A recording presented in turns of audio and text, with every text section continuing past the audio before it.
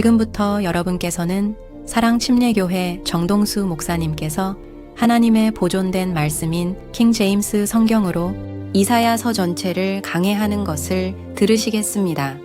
우리 주 예수님의 은혜와 화평이 충만히 넘치기를 간구합니다. 오늘은 우리가 이사야서 28장 말씀을 살펴보도록 하겠습니다. 27장까지 했는데 여기까지 오느라고 하여튼 열심히 공부하고 성경 읽고 또 강해가 정말 제대로 되고 있는지 아닌지 판단도 하고 이렇게 이제 하시면서 이사야서 정말 매우 어려운 이런 부분을 지금까지 우리가 이제 공부하며 어려운 길을 헤쳐나왔습니다. 13장에서부터 23장은 지금 이사야 대언자가 대언을 하고 있는 그 당사자 국가가 남왕국 유다예요. 그래서 그 남왕국 유다의 주변에 있는 10개의 이교도 국가들, 또 북왕국 이스라엘, 여기에 대한 하나님의 심판의 메시지, 이것에 대해서 우리가 이제 살펴봤고, 그 다음에 24장에서 27장은 시간을 붕 뛰어넘어서 이제 예수님 재림 전에 있게 될 7년 환란기 심판, 그 다음에 천년왕국이 이제 시작되는 그 시점에 사탄 마귀가 여기 가서 보시면 이제 죽임을 당한다고 이야기하는데 성경 가서 보면 죽는다는 것은 분리를 이야기하는 거예요. 그래서 하나님과 완전히 분리가 되는 천년 동안 그런 일이 생기고 유대인들이 민족들 가운데 하나로 여겨지지 않고 우뚝 서서 정말 하나님의 선민으로서 많은 영광을 누리는 이런 것들을 우리가 이제 살펴봤고, 이제 오늘부터 28, 29, 30, 31에서 4장을 이제 살펴보는데, 이 4장은 다시 이사야가 살고 있던 그 당시 상황으로 우리를 이제 이끌고 갑니다. 몇 차례 이제 말씀을 드렸듯이 이사야서 이후에 나오는 이 대언서 말씀은 많은 경우에 삼중적인 예언의 말씀을 담고 있다. 예를 들어 지금 이사야서 같으면은 이 대언의 말씀 하나님이 주실 때 그게 이사야 당시 그 남왕국 유다에 살고 있는 그 백성들을 향한 그런 말씀인 경우가 있고, 또 동일한 대언자 이사야가 한 100년쯤 지나서 아니면 한 150년쯤 지나서 바빌론 포로 생활 갔다가 바빌론 포로 생활에서 돌아오는 이런 시점에 하나님이 주시기 원하는 그러한 그 대언의 메시지를 전달하는 거, 이런 게 있고, 이제 또 하나는 부흥 시간을 뛰어넘어서 한 2500년, 2600년 이렇게 시간을 뛰어넘어서 예수님 재림하시는 그런 시점에 그 마지막 때 이 땅에 살게 될 그 이스라엘 백성들, 그 이스라엘 백성들을 향해서 하나님이 주시는 이런 메시지, 그래서 삼중적인 예언의 말씀이 들어있기 때문에 어떤 대언의 말씀이 나오게 될 때 이게 어느 때 누구를 향한 그런 말씀인가, 이거를 잘 살펴보는 것이 중요하다. 이제 그렇게 말씀을 드렸습니다. 오늘은 28장 남왕국 유다의 불순종과 하나님의 심판 경고, 이런 그 제목을 가지고 29절 말씀을 좀 강의하도록 하겠습니다. 여기 나오는 그 29절은 어느 면에서 조금 좀 중요합니다. 그래서 다른 날보다는 조금 더 시간을 들여서 이 말씀들을 제가 설명을 하려고 합니다. 먼저 가서 보시면 예루살렘이라고 하는 그런 이 도시 이야기가 이제 나오는데, 예루살렘은 그 뜻이 평화의 도시다, 이제 그런 뜻을 가지고 있어요. 자, 그런데 뜻이 평화인데 역사적으로는 평화보다는 분쟁과 그 다음에 많은 싸움, 이런 것들이 일어났던 그런 도시로 사람들의 뇌리 속에 이제 남아 있습니다. 오늘날에도 예루살렘은 저 중동 팔레스타인 지역에서 우려와 걱정에 초점이 되고 있습니다. 오늘 지금 말씀을 전한 이 시점에 여러분 아시는 것처럼 지금 이스라엘을 공격하는 이런 그 팔레스타인 그룹이 여러 개가 있는데, 그 중에 이제 하나가 하마스. 그래서 지난해 10월인가부터 해서 지금 전쟁을 벌이고 있는 하마스가 있고, 그 다음에 저 레바논에 헤즈볼라라고 하는 그런 집단이 있어요. 그래서 오늘 보니까 이 하마스하고 그 다음에 헤즈볼라, 이 집단의 최고 우두머리가 다 이스라엘에 의해서 암살됐다, 이런 뉴스가 이제 나오면서 이 두 개의 단체를 지원하고 있는 이란이 발끈해서 이스라엘하고 전면전을 좀 해야 되겠다, 이런 소식이 지금 막 나오는 그런 시점입니다. 시편 기자는 시편 122편 6절에서 예루살렘의 평화를 위해 기도하라고 하는 그런 아주 유명한 그런 말씀을 남겼습니다. 자, 그러면 우리가 유대인도 아닌데 왜 예루살렘을 위해 기도해야 되냐? 성경 전체를 가서 보시면 평화의 통치자 예수님께서 예루살렘에 강림하셔서 그래서 예루살렘에 진정한 평화가 있게 될 때 온 세상에 평화가 있을 것이라고 성경이 이야기하기 때문에 예루살렘의 화평, 평화를 위해서 기도하라고 성경이 우리에게 이야기하고 있습니다. 그래서 이사야서 52장 7절, 66장 12절 이런 데를 살펴보시면 평화, 화평 이런 것이 무엇인가를 우리가 이해할 수가 있습니다. 자, 28장에서 이제 31장에는 주로 예루살렘에 이제 초점을 맞춘 그런 상태에서 5번의 화가 있을지어다라고 하는 그런 말씀이 나옵니다. 28장 1절, 그 다음에 29장 1절, 그 다음에 29장 15절, 그 다음에 30장 1절, 31장 1절 이렇게 해서 5번의 화가 있을지어다 라고 하는 화에 대한 말씀이 나오고 그 다음에 6번째 화가 있을지어다 라고 하는 그런 말씀이 33장 1절에 이제 발견이 됩니다. 그래서 이거 화가 있다고 한 얘기는 심판이 닥친다는 거예요. 그래서 그 심판의 화가 지금 6번 하나님이 이렇게 선포하시는데 이 6번의 화 사이에 회복과 영광에 대한 또 아주 미래에 정말 밝은 그런 메시지 아니면 약속이 여기저기 또 산재가 되어 있습니다. 자, 그래서 이사야 대언자는 하나님의 심판의 말씀도 전하면서 하나님께서 이렇게 배도하고 타락한 자신의 백성, 그 자신의 백성이 많은 경우 자신을 신뢰하지 않음에도 불구하고 이 백성을 위해서 미래에 커다란 계획을 가지고 있다. 이렇게 이제 하면서 이들을 위로하고 격려하는 이런 메시지를 담아서 이제 주고 있습니다. 자, 오늘은 이제 28장 1절부터 이제 읽기 시작하겠는데요. 지금 이 예루살렘에 대한 그런 그 공격의 메시지, 심판의 메시지 이런 것들이 이제 사실은 7절부터 이제 나오고 1절부터 이제 6절은 북왕국 이스라엘에 대한 하나님의 심판의 메시지가 유다 왕국에 대한 경고로 먼저 주어집니다. 모든 독실한 유대인들처럼 이사야 대언자는 거룩한 도시, 또 다윗의 도시, 이렇게 이제 불리는 하나님의 거처가 있는 도시 예루살렘을 이제 사랑을 했습니다.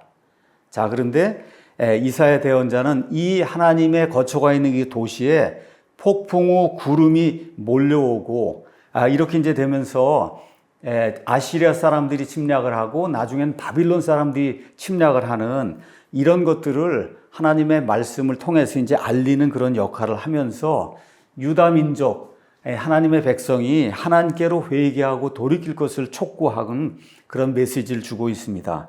먼저 북왕국 이스라엘, 여기 가서 보시면 1절에 교만의 왕관인 에브라임 이렇게 나오는데 이렇게 대언서 읽다가 에브라임이 나오면 에브라임 한 지파를 이야기하는 것이 아니라 북왕국 이스라엘, 그 북왕국 이스라엘의 10지파 가운데 가장 강력한 지파가 에브라임이었어요.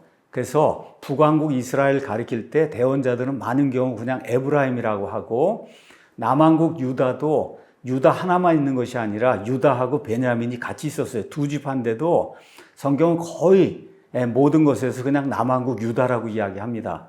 왜 그러냐? 유다 지파가 강하기 때문에. 그래서 이렇게 이제 이해하시면 좋을 것 같아요. 그래서 대언자 이사야는 에브라임에 대한 하나님을 이제 심판을 선포하는 것으로 이제 28장 메시지를 시작을 하고 있습니다. 자, 핵심은 뭐냐? 에브라임이 아시리아라고 하는 이런 그 신흥 제국에 의해서 멸절이 될 거다. 근데 이게 끝이 아니라는 거예요. 북왕국 이스라엘이 멸절이 된 다음에 그 다음 차례는 유다 왕국이다. 그러니까 유다 왕국이 회개하고 돌이켜야 한다. 이런 메시지를 지금 전달하려고 그러는 겁니다. 자, 1절, 2절 가서 보니까 교만의 왕관인 에브라임의 술주정맹이들에게 화가 있을지어다. 그들의 영광스러운 아름다움은 시드는 꽃인데 그들이 포도주에 정복된 자들의 기름진 골짜기 꼭대기에 있도다. 보라, 주께는 강력하고 강한 자가 있어 그가 우박 폭풍같이 파괴하는 폭풍우같이 넘쳐오르는 강력한 물들의 홍수같이 손으로 그 왕관을 땅에 던지리니 교만의 왕관인 에브라임의 술주정뱅이들은 발밑에 짓밟힐 것이요. 이렇게 이제 되면서 북왕국 이스라엘이 아시리아에 의해서 완전히 멸절되는 이런 내용을 지금 대언자 이사야가 대언의 말씀으로 주고 있습니다. 에브라임 북왕국 이스라엘, 여기에 수도는 사마리아예요. 사마리아는 굉장히 좋은 곳에 위치해서 아주 아름다운 도시고, 정말 북왕국 이스라엘은 하나님의 물자가 이제 넘쳐나는, 그래서 아주 풍성함을 누리는 그런 국가였는데 교만으로 인해서 결국은 패망한다고 성경 말씀이 그렇게 이야기하고 있습니다. 그래서 북왕국 이스라엘 사람들 아니면 국가의 상태를 술 취한 것으로 1절이 표현하고 있고 3절에도 교만의 왕관이 에브라임의 술주정뱅이들, 여기 술주정뱅이라고 이야기하면 뭐 가끔씩 술을 마시는 이게 아니라 그냥 술에 쩔어서 사는 이런 사람들 이야기할 때 드렁카드라고 하는 그런 그 영어 단어를 이제 사용하고 있거든요. 자, 그래서 이제 이들이 멸망한다는 거예요. 자, 그러면 유다 왕국이 있고 바로 위에 북왕국 이스라엘이 있는데 이 북왕국 이스라엘이 하나님을 대적하고 교만하게 굴다가 이제 몰락하게 되면 그러면 그 소식을 히스기야 왕과 또 남왕국 유다에 사는 모든 이스라엘 사람들 또 예루살렘에 사는 그런 백성들이 분명히 듣고 그것을 경고의 메시지로 그렇게 이제 삼을 겁니다. 자, 아시리아가 사마리아를 정복한 다음에는 유다가 그 다음 차례다. 이걸 모르는 사람이 어디가 있어요? 자, 아시리아가 저 북에서 쳐들어와요. 자, 북왕국 이스라엘 다 멸절시켰어요. 그리고 바로 밑에 있는 건 남왕국 유다하고 남왕국 유다 또 무너뜨리고 나서 그 밑으로 시내반도 해갖고 이집트로 가고 이렇게 이런 신흥 제국이 남쪽으로 세력을 확장하는 이런 시점에 지금 유다가 이제 놓여 있으니까 북왕국 이스라엘이 멸망을 하면 그것 자체가 남왕국 유다에게 커다란 하나님의 이제 심판의 경고 메시지가 되는 겁니다. 자, 북왕국은 아주 풍요로운 그런 골짜기 머리에 아름다운 왕관처럼 자리 잡은 자기들의 수도 사마리아를 아주 자랑스러워했어요. 아주 훌륭한 그런 도시로 칭송을 했습니다. 또 이 도시가 요새 도시이기 때문에 이건 난공불락일 거다. 어느 누구도 이 도시를 이기지 못할 것이다. 이렇게 생각했기 때문에 그들이 교만하게 되고 하나님 앞에 오만을 부리고 이제 하나님 보시기에는 이러한 일이 정말 가증한 그런 일이었다. 성경이 우리에게 그렇게 이야기하고 있습니다. 그래서 사마리아에 있는 이런 그 이스라엘의 왕들 또 사마리아 백성들 사치와 쾌락을 즐기며 그 안에서 정말 마음껏 누리며 살고 이렇게 하면서 적이 들어와서 자기네 나라를 멸망시킨다 이런 거 생각을 해본 적이 없거든요. 자, 그런데 여기 가서 보니까 이 말씀을 전하는 대언자 이사야도 그 다음에 우리 주님도 이들의 술 취한 모습 정말 아무것도 술 취해갖고 아무것도 생각할 수 없는 이런 비참한 처지에 놓여있는 이들의 그 술 취한 모습을 1절 그 다음에 3절에 이렇게 적나라하게 이제 묘사를 하고 있습니다. 유대인들에게는 포도즙 하나님이 그걸 음료로 이제 주시고 또 어떤 경우에는 포도주를 마시는 이러한 그 사례들도 있었어요. 그러니까 어느 면에서 포도에서 나온 이와 같은 그 산물은 하나님이 주신 선물이고 그게 많은 것이 기쁨의 원천이 되었습니다. 이스라엘 사람들에게.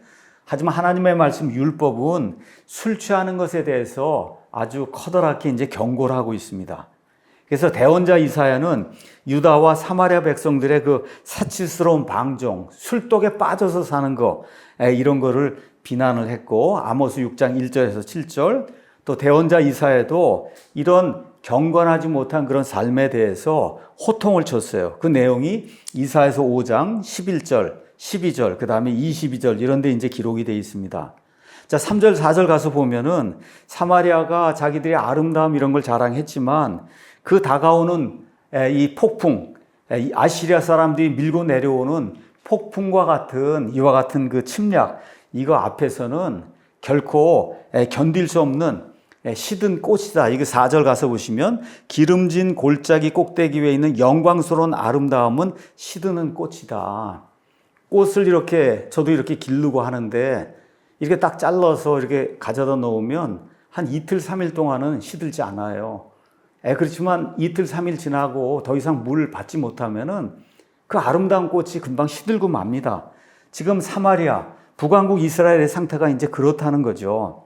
하나님께서 그 땅에 이제 폭풍을 보내시고 이렇게 되면 그들이 자랑하던 그 사마리아라고 하는 그런 도시는 바람과 비와 우박과 홍수 이런 것으로 인해서 다시 말해 아시리아 사람들의 급속한 이와 같은 그 침략에 의해서 완전히 파괴된다. 이런 내용을 하나님이 말씀해 주십니다. 그래서 어느 정도로 사마리아를 정복하는 게 쉬우냐? 그거는 나무에서 무화과를 따는 거. 나무에서 무화과를 따는 것만큼이나 쉬운 그런 일이다. 성경이 그렇게 이야기하고 있습니다. 5절, 6절은 그 심판하는 그 날에 이 사마리아, 북왕국 이스라엘은 사마리아가 아니라 여호와 하나님께서 정말 영광의 왕관이시고 아름다움의 왕관이시며 공의의 하나님이라는 사실을 기억하게 될 거다. 지금까지는 본인들이 아름다움의 왕관이고 영광의 왕관이고 그래서 자만하고 그 다음에 오만하고 이런 교만을 부렸는데 이렇게 멸망해서 결국 아시리아에 의해서 BC 721년에 완전히 멸절이 되고 아시리아 땅으로 다 끌려가거든요. 이러한 일이 발생할 때 여호와 하나님이 진정 이런 영광의 왕관이시고 아름다움의 왕관이시다 하는 사실을 이들이 이제 깨닫게 될 거다. 이런 내용이 그 안에 기록이 되어 있습니다. 자, 이렇게 북왕국 이스라엘이 멸망당하는 거, 이걸 이제 보여주고 난 다음에 이제 7절부터 시작해서 남왕국 유다가 회개하지 않으면 바로 그 다음 차례다. 자, 7절, 8절은 그러나 그들도 포도주로 인해 잘못을 범하였고 독주로 인해 길에서 벗어났다. 여기 나와 있는 그들은 유다 사람들이에요. 제사장과 대언자가 독주로 인해 잘못을 범하고 포도주에 잠겼으며 독주로 인해 길에서 벗어났도다. 그들이 환상계시면에서 잘못을 범하고 재판할 때 걸려 넘어지나니 모든 상이 토한 것과 더러운 것으로 가득하여 깨끗한 것이 없도다. 이런 말씀이 나옵니다.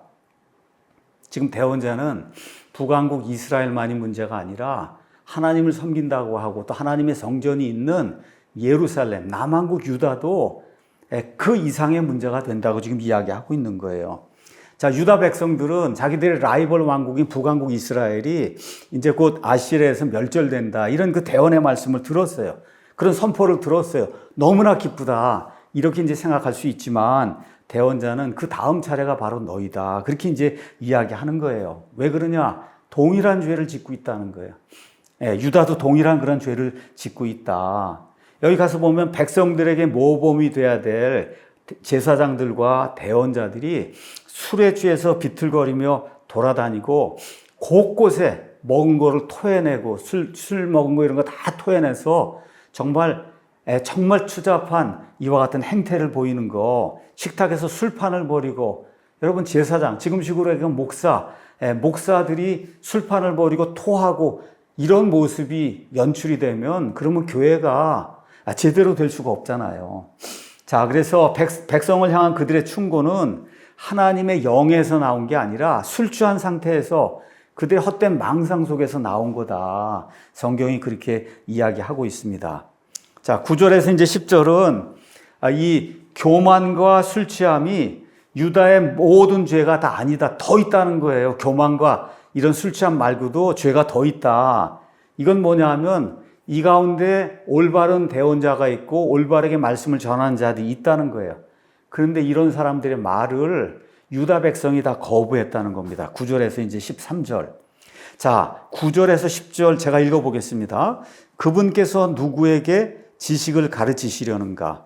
그분께서 누구에게 교리를 깨닫게 하시려는가? 젖을 떼고 젖가슴에서 물러난 자들에게 하시리니 이는 반드시 훈계 위에 훈계가 있어야 하고 훈계 위에 훈계가 있어야 하며 줄 위에 줄이 있어야 하고 줄 위에 줄이 있어야 하되 여기에도 조금 저기에도 조금 있어야 하기 때문이라. 이거 아주 유명한 그런 그 말씀입니다.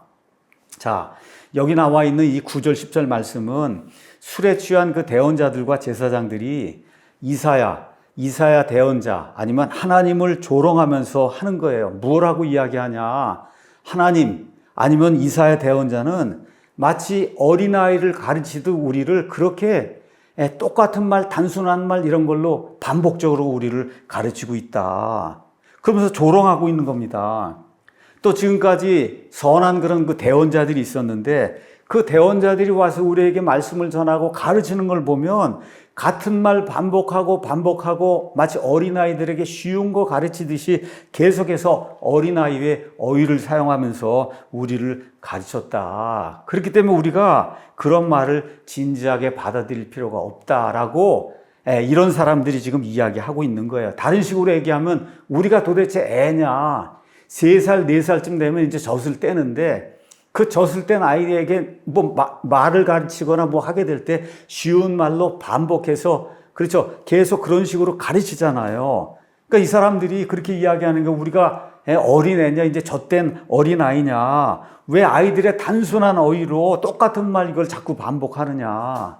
근데 반복할 수밖에 없다고 성경이 우리에게 이야기하고 있어요. 그 14절도 그 말씀이 나오는 겁니다. 그러므로 예루살렘에 있는 이 백성을 다스리는 자들 곧 조롱하는 자들아. 조롱하는 거예요. 하나님 말씀을 조롱하는 거. 자, 왜 이런 거를 자꾸 반복해야 되느냐? 이사야 대언자의 말씀이 이사야서 6장 가서 보시면 9절에서 10절 이런 말씀이 있습니다. 하나님이 가서 말씀을 전하라고 하는 그래서 내가 가겠습니다 하는 그런 이제 이사야 대언자의 응답이 있은 다음에 9절 가서 보니까 백성의 상태를 하나님이 이렇게 표현했어요. 그분께서는 이르시되 가서 이 백성에게 말하기를 참으로 너희가 듣되 깨닫지 못하고 참으로 너희가 보되 깨닫지 못하니라 하며 이 백성의 마음을 우둔하게 하고 그들의 귀를 둔하게 하며 그들의 눈을 닫을지니 이것은 그들이 자기 눈으로 보고 귀로 듣고 마음으로 깨달아 회심하여 고침을 받지 못하게 하려 함이라. 가서 보니까 깨닫질 못한다는 거예요. 백성이. 이렇게 쉬운 말로 아이들에게 반복적으로 하듯이 쉬운 단어를 사용해서 하나님 말씀을 전해도 그렇게 깨닫지 못한다. 그러니까 대언자나 또 그 이전에 있던 좋은 대언자들이 쉽게 하나님의 말씀을 알아들으라고 회개하고 돌이키라고 얘기해도 이 사람들이 돌이키지 않으니까 계속 반복적으로 그런 쉬운 말씀으로 이들에게 다가갔다는 거예요. 근데 이 사람들은 뭐라고 얘기하냐? 우리가 금방 젖된 어린아이냐? 왜 이렇게 쉽고 그냥 단순한 말로 자꾸 돌이키라 그러고 하나님께서 이렇게 말씀하셨다 그러느냐 하고 조롱을 이제 하는 내용이 그 안에 기록이 되어 있습니다. 오늘날 이 시대에도 종종 하나님의 종들과 하나님의 말씀에 대해 비슷한 태도를 취하는 그런 분들이 있어요. 교회 안에 세상에서 많이 배웠다고 이렇게 자기 지적 교만 같은 거 이렇게 자랑하는 이런 사람들, 복음이 왜 이렇게 단순하냐? 근데 예수님 말씀이 뭐라 그래요? 복음의 단순함이라고 이야기해요. 이 복음은 단순한 거다. 철학적인 어떤 논리를 가지고 엄청나게 해서 사람들이 이렇게 설득하는 그런 내용이 아니라는 거예요. 단순한 마음으로 어린아이처럼 단순하게 하나님 말씀을 받아들이고 내가 죄인이라는 사실을 깨닫고 하나님께 돌이키면 하나님이 구원해 주신다는 이런 단순한 복음의 메시지가 들으면은 이런 분들이 뭐라 그래요? 왜 똑같은 말 반복해서 어린아이를 가르치듯이 그렇게 하느냐. 지금도 그렇게 이야기하는 사람들이 많습니다. 그래서 고린도전서 1장 18절에 31절 가서 보시면 하나님께서 강한 자들을 부끄럽게 하시기 위해서 약한 자들, 또 있는 자들을 부끄럽게 하시기 위해서 없는 자들을 택하신다. 이런 말씀이 그 안에 기록이 되어 있어요. 아모스 7장 10절에서 17절 가서 보시면 대언자 아모스가 왕의 예배처에서 말씀을 전하다가 쫓겨납니다. 그 쫓겨나는 이유는 많이 배운 사람이 아니에요. 아모스가. 이러다 보니까 하나님의 말씀을 단순하게 이렇게 전달했더니 왕이나 거기 있던 그런 사람들이 이건 말씀이 이렇게 단순해? 그리고 내쫓았다는 거죠. 자, 11절 가서 보니까 그러므로 너희가 이렇게 쉬운 메시지, 반복적으로 전달되는 이런 메시지를 듣지 않기 때문에 그분께서 더듬는 입술과 다른 언어로 이 백성에게 말씀하실 것이다. 지금 그렇게 이야기하고 있는 거예요. 극도로 비판적이며 종교적으로 이게 포도주에 취해 있는 이 군중에게 하나님께서는 이사야 대언자를 통해 뭐라고 대답하느냐. 너희가 너희의 언어로 너희가 알아들을 수 있는 그런 쉬운 언어로 내가 단순하게 말하는 것을 듣지 않는다면 그러면 하나님께서 너희가 알아듣지 못하는 언어로 너희에게 말씀하실 것이다. 그러니까 무슨 얘기예요? 이 말은 이제 아시리아나 아니면 바빌론이나 이런 데 너희가 끌려가서 너희가 알아듣지 못하는 그런 그 언어, 그거 언어를 가지고 사람들이 얘기하면 단순하게 반복해서 그렇죠. 그렇게 이야기할 거 아니에요. 그런 식으로 꾸지람을 듣고 책망을 듣는 그런 일이 발생할 것이다. 성경이 지금 그렇게 이야기하는 거예요. 그래서 그 11절에 나와 있는 말씀은 이렇게 아시리아 군대가 오고 나중에는 바빌론 군대가 오고 맨 끝에 넘어가서는 적그리스도의 군대가 오고 이런 식으로 해서 이 유다 사람들이 어려움을 당할 것이다. 실제로 에브라임과 유다가 낯선 자들에게 큰 수모를 당합니다. 어떤 일이 생겼어요. 아시리아 사람들이 침략을 해서 721년에 북왕국 이스라엘은 완전히 이제 멸절이 됐고 거기서 멈추지 않고 이제 남왕국 유다로 내려오기 시작했거든요. 그래서 주전 701년에는 유다 땅을 황폐화시키고 예루살렘 성벽 바로 앞에까지 진격을 해왔어요. 그렇죠? 이러한 그 수모를 왜 당하느냐? 하나님께서 쉬운 말로 그들의 말로 반복적으로 여러 대언자를 통해서 말씀을 전달해 주시는데 너무 단순하다, 듣기 싫다 이러고 교만 부리다가 결국은 말을 알아듣지 못한 그런 사람들의 포로가 돼서 한 번은 북왕국 아시리아에 의해서 또 나중에 이제 한 번은 바빌론에 의해서 멸절이 돼서 결국 그 나라로 끌려가서 그 나라 사람들의 말을 단순하게 반복해서 들을 수밖에 없는 이런 그 수치를 당한다고 성경이 이야기하고 있습니다. 자, 여기 11절에 나와 있는 이 말씀은 고린도전서 14장, 우리가 이제 보통 방언이라고 얘기하는데 방언이 아니라 타 언어입니다. 거기 가서 보니까 14장 20절에 형제들아 이해하는 일에는 아이가 되지 말라. 오히려 악한 일에는 너희가 아이가 되더라도 이해하는 일에는 어른이 되라. 지금 율법이 구약성경 이야기하는 거예요. 내가 다른 언어들과 다른 입술을 가진 사람들을 써서 이 백성에게 유대인들에게 말하리라. 그러나 그 모든 것에도 불구하고 그들이 내 말을 듣지 아니하리라. 주가 말하노라 하고 기록되었으니 그러므로 타 언어들은 여기 고린도전서, 사도행전 여기 나오는 타 언어, 영어로 텅이라고 하는 거는 살라 해갖고 알아듣지 못하는 그런 말이 아니고 프랑스 말이라든지 영어라든지 중국말이라든지 일본말이라든지 타 언어, 다른 나라 사람들이 사용하는 그런 타 언어예요. 자, 타 언어들은 믿는 자들을 위한 표적이 아니요 믿지 않는 자들을 위한 표적. 이게 하면서 지금 이사야서 말씀을 인용하잖아요. 그렇죠?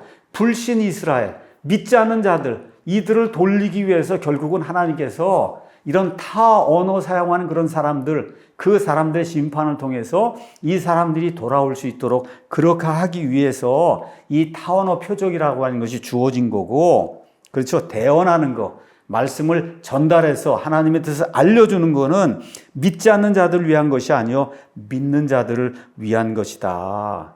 이렇게 이야기하면서 그러므로 온 교회가 한 곳에 함께 모여 모두 타 언어들로 말하면 배우지 못한 자들이나 믿지 않는 자들이 들어와서 너희가 미쳤다고 하지 하겠느냐. 예배당을 가득 채우고 쌀라쌀라 개굴하고 이렇게 하면은 밖에 있는 사람들이 당신들 미쳤다 그러지 아니하겠느냐. 그래서 지금 전 세계적으로 이루어지는 뭐 방언이라고 하는 거는 그냥 다 거짓말이라고 보면 됩니다. 마귀에 의해서 이렇게 이루어지는 그런 현상이에요. 외국말, 정말 어느 누가 봐도 저거는 모든 문법적 구조와 이런 모든 것이 지금 현 시대 어떤 나라 국민이 사용하는 그런 그 타 언어, 이렇게 된 그런 말 하는 데는 없습니다. 자, 어찌됐든 이 타 언어는 믿는 사람들을 위한 그런 표적이 아니라 믿지 않는 사람들을 위한 표적이라는 거, 이 말씀이 이사야서 28장 여기에 지금 나와 있다는 걸 기억을 하면 좋을 것 같습니다. 자, 그래서 이제 12절에서 20절에는 이제 이사야의 이제 세 번째 선언의 말씀이 이제 나옵니다. 특별히 이제 12절, 그분께서 그들에게 이르시되 이것은 안식이니 너희는 이것으로 피곤한 자를 안식하게 하라. 이것은 상쾌하는 것이니라. 여호와 하나님께서 그들에게 말씀으로 안식을 주시려고 하는데 이 사람들이 들으려고 하지 않는 거예요. 12절에서 20절 내용이 그 내용입니다. 그래서 대언자 이사야가 또 이전에 있던 좋은 그런 그 대언자들이 누구나 이해할 수 있는 그런 평범한 메시지를 가지고 하나님께로 돌이키라고 이야기하는데 듣지 않아요. 그러니까 이제 13절에 다만 주의 말씀이 그들에게 훈계 위에 훈계가 되고 훈계 위에 훈계가 되며 줄 위에 줄이 되고 똑같은 말씀 10절에 있는 게 또 반복이 되는 거예요.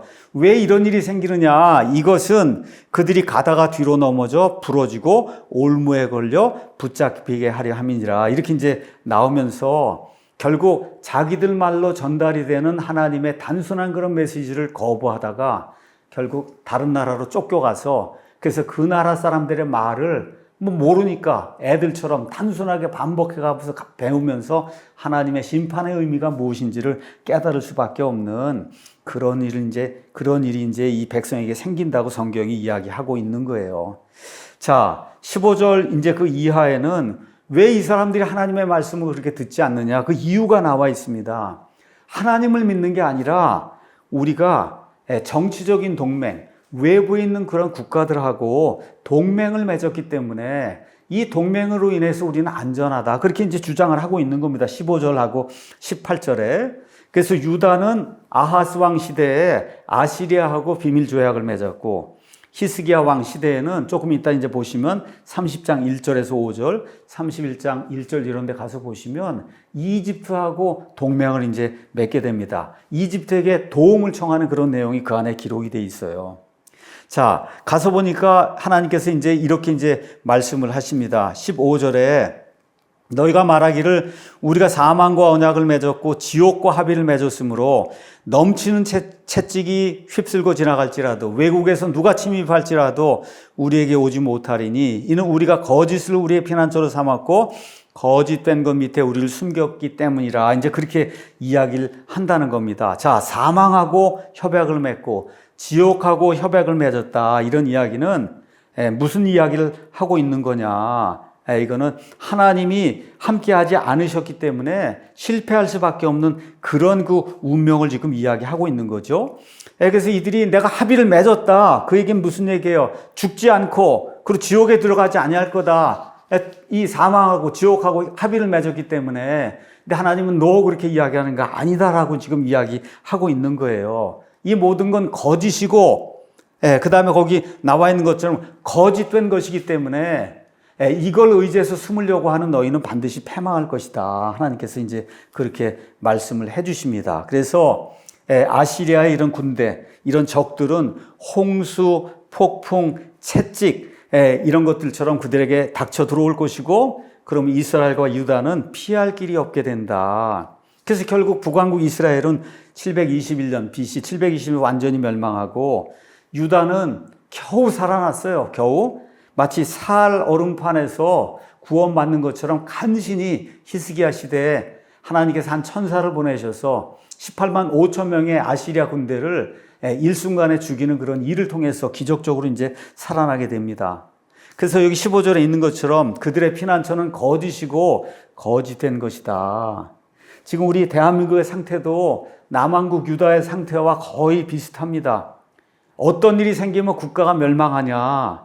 이사야서 5장 20에서 21절 선을 악이라고 하고 악을 선이라고 하는 국민들의 과반수 이상이 그런 식으로 이 사람들이 생각을 하게 되면 선을 악이라고 하고 악을 선이라고 해서 옳고 그른 거 기준이 없어지게 되면 그 나라가 망한다는 거예요. 지금 이 좌익들의 그 준동이 도를 넘어서고 있고 지금 방송통신위원장 같은 게 지금 3번째 탄핵을 하겠다고 어제 취임하자마자 오늘 지금 탄핵안을 내겠다고 지금 그러고 있잖아요. 탄핵을 남발을 하고 있어요. 이런데도 국민들이 아무것도 모르고 있어요. 이러면 나라가 망합니다. 이러면 나라가 망하는 거예요. 왜 그러냐? 거짓이거든요. 거짓된 것이거든요. 이런 걸 피난처로 삼으면 그러면 그 나라는 멸망한다고 성경이 우리에게 이야기하고 있습니다. 자, 그래서 그들이 만든 침대, 여기 가서 보니까 20절, 침상은 짧아서 사람이 그 위에서 몸을 펼 수 없고 이불은 좁아서 그가 속에 들어가 몸을 감쌀 수 없다. 이건 무슨 얘기냐? 그들이 만든 침대, 동맹하겠다고 그러고 이웃 나라에 도움을 받겠다고 그러는 이거는 그들에게 안식을 줄 수 없고 그들이 만든 덮개, 이것도 뭐야? 조약을 맺는 거거든요. 이거는 그들을 덮지 못한다고 하나님께서 대언자를 통해서 말씀해 주십니다. 이와 함께 무슨 얘기를 하냐? 유다에게 남아있는 유일한 희망은 만세반석이신 검증된 참된 기초소, 그게 16절에 있는 거예요. 이 여호와 하나님밖에 없다. 그러므로 주 하나님께서 이같이 말씀하시느니라. 보라, 내가 한 돌을 시온의 기초로 놓으리니 그것은 단련된 돌이요 보배로운 모퉁이 돌이며 견고한 기초니라. 믿는 자는 다급히 서두르지 아니하리라. 이런 말씀을 하나님이 이제 주시는 거예요.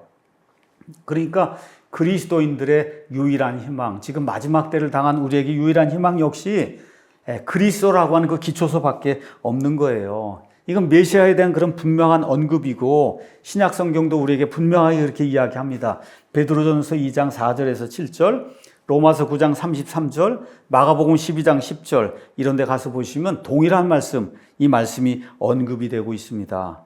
그러니까 여호와 하나님의 도움이 없으면 외부하고 무슨 동맹을 맺고 조약을 맺고 이거 아무리 해봐도 소용이 없다. 결국은 무너져 내린다고 성경이 우리에게 이야기하고 있는 겁니다. 자, 21절에서 이제 29절까지는 이사야 대언자가 마지막으로 이제 뭘 선포하냐. 그 백성들이 뭐라고 얘기하느냐. 우리 하나님의 선민이기 때문에 하나님께서 우리를 멸망시키지 않을 겁니다. 이런 확신이 우리에게 있습니다. 그렇게 이제 이야기하는 거예요. 그러면서 뭐라고 주장하냐. 하나님은 과거에도 하나님의 백성인 우리를 늘 보호해 주지 않으셨습니까? 이렇게 이제 주장을 하는 거예요. 그래서 거기 가서 보니까 21절에 주께서 불하심 산에서 일어나신 것 같이 일어나시고 기브온 골짜기에서 진노하신 것 같이 진노하사 자신의 일 곧 자신의 기이한 일을 행하실 것이며 자신의 행사 곧 자신의 기이한 행사를 이루시리라. 그러므로 이제 너희는 조롱하는 자가 되지 말라. 너희를 결박한 끈들이 단단해질까 염려하노니 내가 주 군대들의 하나님으로부터 멸망 소식 곧 온 땅을 향해 작정된 멸망 소식을 들었느니라. 자, 사무엘기 하에 가서 보시면 다윗이 브라심산에서 블레셋을 상대로 싸움을 하고 거기서 이제 승리하는 그런 내용이 나와요. 누가 승리를 주시냐? 하나님이 이제 주십니다. 그래서 그곳을 바알 브라심이라 불렀다고 하는 그런 기사가 나옵니다. 또 우리가 이제 여호수아가 기브온에서 아모리 족속을 상대로 승리한 이런 이야기를 여호수아기를 통해서 우리가 이제 볼 수가 있어요. 여호수아기 10장 가서 보시면 자, 그런데 이 사람들을 하나님이 왜 구출해 주시고 왜 그들에게 승리를 주셨냐? 다윗과 여호와는 여호와 하나님을 신뢰하고 여호와 하나님의 말씀에 순종한 경건한 사람이었기 때문에 하나님께서 그들에게 승리를 주셨다는 거예요. 근데 이사야 대언자 말씀을 비웃던 이런 반대자들이 깨닫지 못하던 게 있어요. 그건 뭐냐? 하나님이 이번에는 그 반대되는 일을 행하실 거다. 그건 뭐냐? 이번엔 적군들을 사용해서 하나님의 백성과 싸우게 하고 하나님의 백성이 망하도록 하는 그런 일을 하신다. 그게 기이한 일이 될 것이다. 이상한 일이 될 것이다. 이전에는 경건한 지도자들이 적군들과 싸울 때 하나님이 함께 하시고 그들에게 승리를 주셨지만 이번에는 유다와 이스라엘이 하나님을 대적하고 하나님 말씀 듣지 않기 때문에 적군들이 와서 이들을 침범해서 이들과 싸울 때 하나님께서 적군이 승리하도록 그렇게 만드는 이상한 기이한 일을 행하실 거라고 하나님께서 말씀해 주시면서 22절에 그러므로 이제 너희는 조롱하는 자가 되지 말라. 너희를 결박한 끈들이 단단해질까 염려하노라. 그래서 주의해야 된다. 지금 상황이 어떤 것인가? 하나님의 진노가 임박했다는 그거를 기억을 해야 된다. 자, 그리고서 이제 24절에서 25절 농부는 열매를 얻기 위해서 여러 가지 일을 구상하고 행하죠. 쟁기질도 하고 파종도 하고 그렇죠. 여러 가지 일을 해요.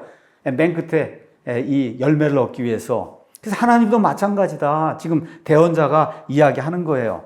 하나님도 자신의 영원한 목적을 이루기 위해 여러 가지 필요한 일을 하신다. 또 하나님은 어떤 도구를 언제 사용해야 해서 자기의 일을 이루실지 다 안다는 거예요. 심지어 느부갓네살, 바빌론도 사용하고 아시리아도 사용해서 하나님이 원하시는 그런 일을 이루신다는 거예요. 그래서 27절에서 28절 가서 보시면 빵을 만드는 곡식은 빤나니 이는 그가 늘 그것을 타작만 하거나 자신의 수레바퀴로 그것을 빻기만 하거나 자신의 기병들로 그것을 빻기만 하지는 아니할 것이기 때문이라. 29절에 이것 또한 군대들의 주로부터 나오는데 그분께서 계획하시는 것은 놀랍고 일을 행하시는 것은 뛰어나도다 하는 그런 말씀이 그 안에 이제 기록이 돼 있어요. 그러니까 사람은 하나님께서 어떤 방법으로 어떻게 자신의 일을 성취하실지 알 수 없다는 거예요. 그래서 로마서 11장 가서 보면 사도 바울이 하나님의 놀라운 계획, 이방인들을 구원하시는 것, 또 자신의 백성 이스라엘을 맨 끝에 가서 구원하시는 것, 이거 모든 걸 다 설명한 다음에 뭐라고 이제 이야기하느냐. 33절에 오 하나님의 지혜와 지식의 부요함은 깊도다. 그분의 판단들은 헤아릴 수 없으며 그분의 길들은 찾아내지 못하리로다. 누가 주의 생각을 알았느냐? 누가 그분의 조언자가 되었느냐? 누가 그분께 먼저 드렸기에 그분께 다시 보답을 받겠느냐? 모든 것이 그분에게서 나오고 그분으로 말미암으며 그분께 돌아가나니 영광이 그분께 영원토록 있기를 원하노라. 오늘 우리가 이사야서 말씀을 이제 살펴봤습니다. 이 이사야서 28장 가서 보니까 지금 29절로 되어 있는데 하나님께서 하나님의 자신의 백성이라 해도 이들이 교만하고 오만하게 굴고 하나님 믿지 않고 외부 세력에 의존을 하려고 할 때 하나님께서 결국 이런 외부 세력을 사용하셔서 심판까지 하시며 이들을 다시 제자리로 원상복귀시키려고 하신다. 이게 하나님의 놀라운 계획이다. 이런 거 기억하면서 우리는 책망과 채찍 이런 것들 하나님으로부터 이렇게 받기 전에 우리 자신이 어떠한 상태에 있고 하나님 우리를 통해서 무엇을 이루기 원하시는가 잘 깨닫고 매맞지 않고 하나님께로 돌아가 하나님께 영광을 돌리는 그런 삶을 사는 바이블 빌리버가 되기를 예수님의 이름으로 축원합니다.